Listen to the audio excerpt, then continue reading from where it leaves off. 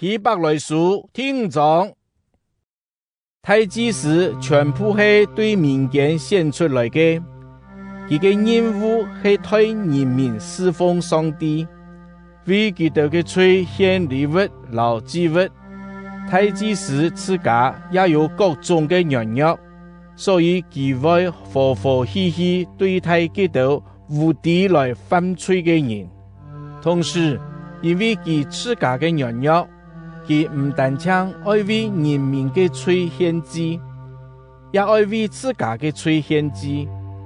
大祭司嘅尊榮地位，人做唔得自家去爭取，唯有上帝所選召嘅人，才做得做大祭司，像亞倫一樣。同樣，基督做大祭司嘅尊榮地位，也唔係自家爭取來嘅，顛倒係上帝對佢講：你係我嘅仔，佢比我做你嘅阿爸。佢又在另外一所在講：你要照麥基洗德嘅體制，永遠做祭司。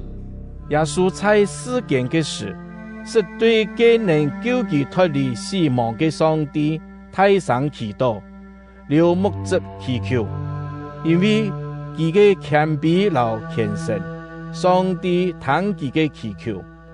雖然佢係上帝嘅兒子，還係愛對所受嘅苦難來學順服。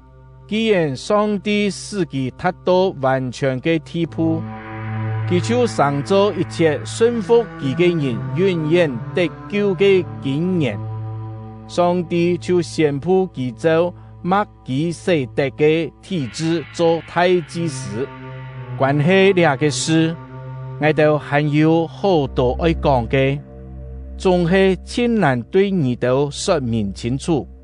因為你哋聽唔入耳，你哋早就應該做人嘅先生咯。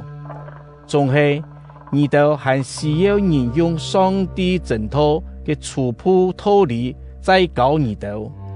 你哋還係需要實練，冇法度實範。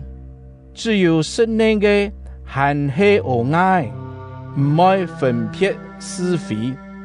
狀態聖人嘅將有法度實範，佢哋已經有豐富嘅經驗，為分別好壞。